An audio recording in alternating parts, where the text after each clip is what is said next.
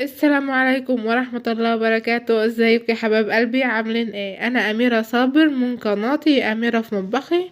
النهاردة معانا طريقة عمل المحشي بالتتبيلة بتاعتنا. بجد التتبيلة تحفة جدا، جربيها وان شاء الله هتدعيلي. هنا كنت انا بحشي ورق الكرنب وورق سلق على حندق او بيجي من الارض اللي بتحط مع السبانخ يعني. وقبل ما نبدأ الفيديو بتاعنا النهاردة هنسمي بالله ونصلي على الرسول عليه الصلاة والسلام. وهنبدأ معنا. هنا هنجيب حلة على النار وهنحط فيها نص معلقة سمنة بلدي وحبة زيت غزير، عشان عارفين المحشي بتاعنا بيحب الزيت، التسبيكة بتاعته بتحب الزيت كتير. هنا نزلنا بالزيت ومعانا 3 حبات بصل وقرن فلفل شطة وفصين توم. نون هننزل بالبصل بتاعنا الأول.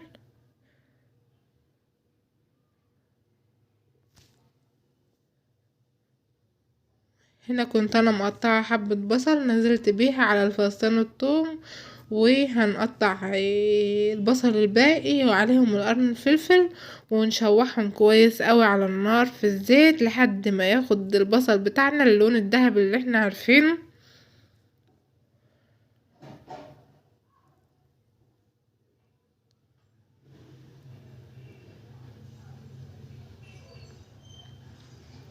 هنا كنا احنا خلصنا كمية البصل وهننزل بقرن الشطة.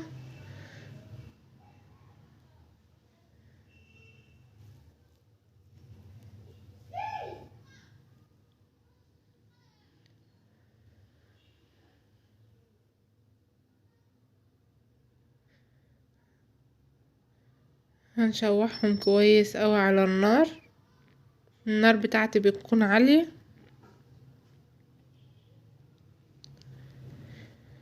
لحد ما ياخد اللون الذهبي اللي كلنا عارفينه، وهتشوفوه معايا في الفيديو.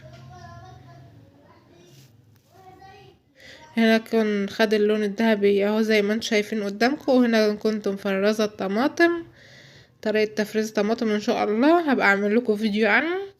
لونها بجد كده كان احمر وكان طعمها جميل.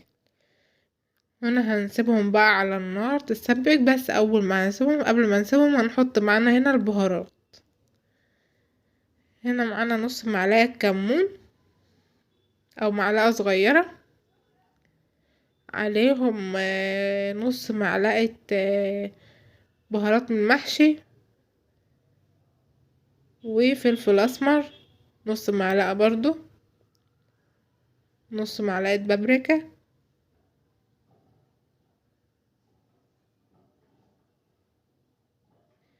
وهننزل بالملح بتاعنا. دي كانت 7 بهارات مع نص معلقة 7 بهارات. وبعد كده هنضيف الملح بتاعنا ونسيبهم يتسبكوا على على النار العالية زي ما احنا عارفين.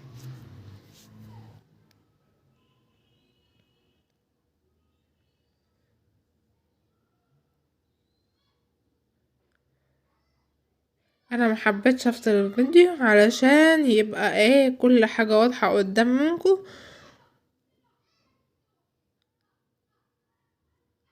هنا كانت التقلية بتاعتي اتسبكت اهي وخدت لون احمر وبجد كان جميل. هنطفي عليها وهنسلق بقى الورق السلق بتاعنا او الحندق. هنا نزلتها من على النار كده، كنت انا غسلت الورق السلق على الحندق. وهنا معانا كنت انا مقطعه الشبت والكزبره الخضره بتاعتنا.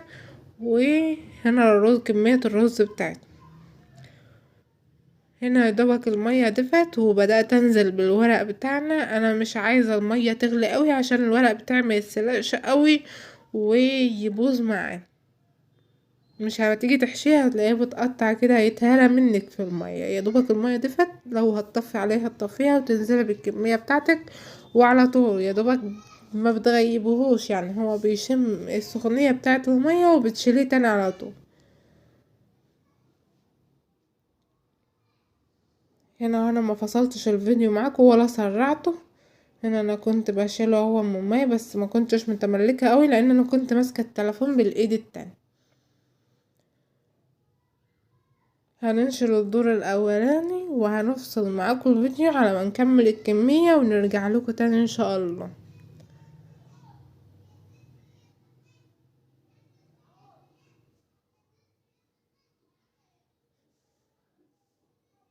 هنا احنا كنا لسه بنخلص الدور الاولاني، شايفين يا دوبك لسه اخضر اهو، لونه ما اتغيرش، كان كده حاجة جميلة.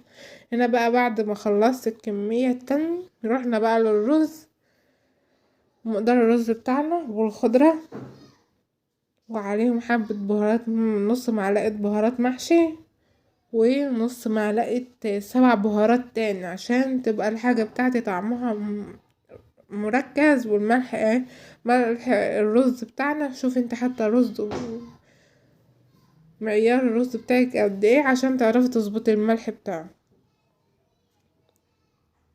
هنا احنا هننزل بالصلصة على الرز والخضرة، هنقلبهم كويس اوي ببعض. ولو انتي بتحبي الشطة بتحبيه سبايسي شوية تنزلي بنص معلقة شطة مع البهارات، بس انا ما كانش متوفر عندي الشطة. هنا اهو هوريكم اول طريقة لف المحشي بتاعي. هنا انا كنت الخضرة بتاعتي من طرفها قطعته وحطيته في الارضية بتاعت الحلة عشان احشي فوق منه.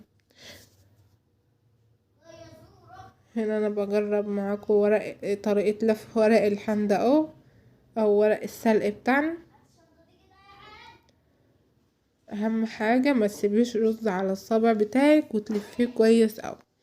هلف معاكم ورقتين من هنا وورقتين من ورق الكرنب، وهكمل حلة المحشي اللف بتاعي وهنرجع تاني. هنا ورق الكرنب بحشي معاكم اهو.